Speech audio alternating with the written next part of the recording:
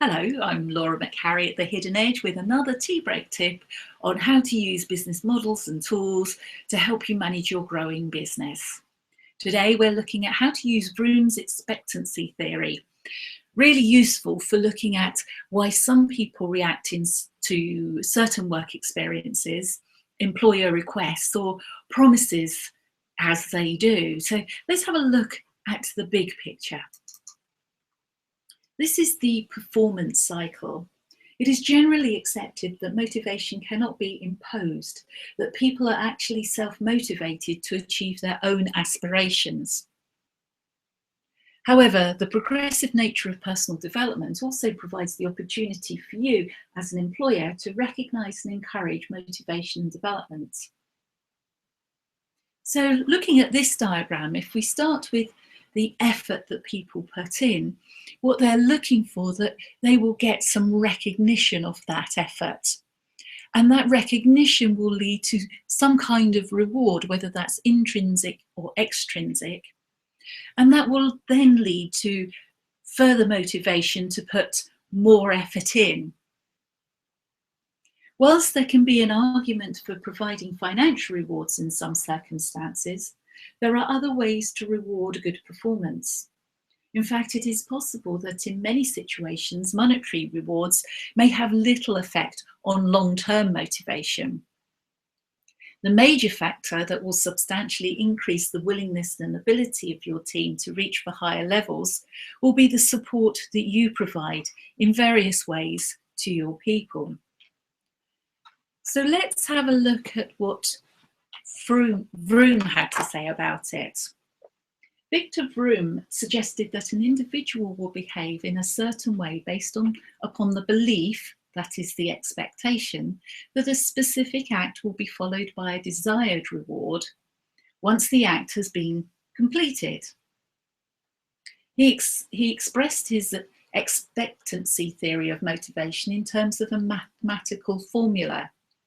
So motivation is the expectancy of effort multiplied by the performance that is actually achieved, multiplied by the validity of the rewards that are on offer. So, in other words, making it in simple language, will my efforts lead to high performance? Have I got the tools that I can pull on to do the job? Will my performance be rewarded if I do it? And do I actually value those rewards? Don't dismiss Vroom's theory just because people don't consciously allocate scores to concepts like effort, performance, and rewards. And if they did, how would you know as a manager, or how would you possibly guess what they were?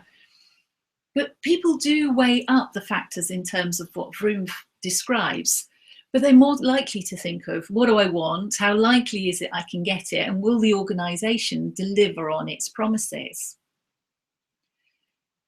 If you wanted to add a score to it, think of it in terms of a scale of 1 to 5, with 5 being high and 0 or 1 being nil, and you can multiply out your own expectancy quotient.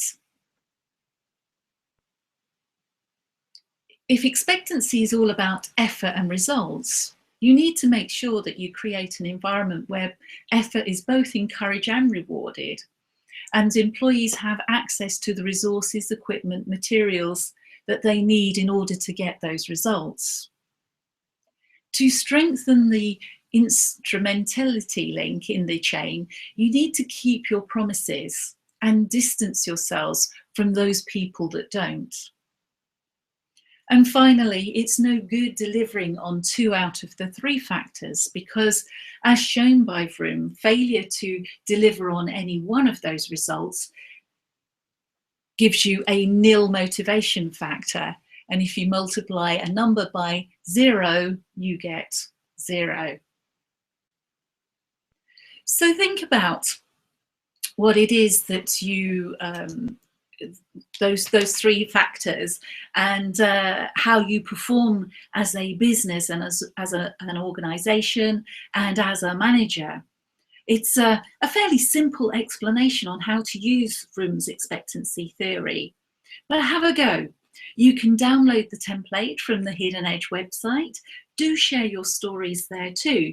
I'm building a portfolio of small business case studies and would love to include examples of what has worked well for you in your business. So until next time, get back to my cup of tea and talk to you soon.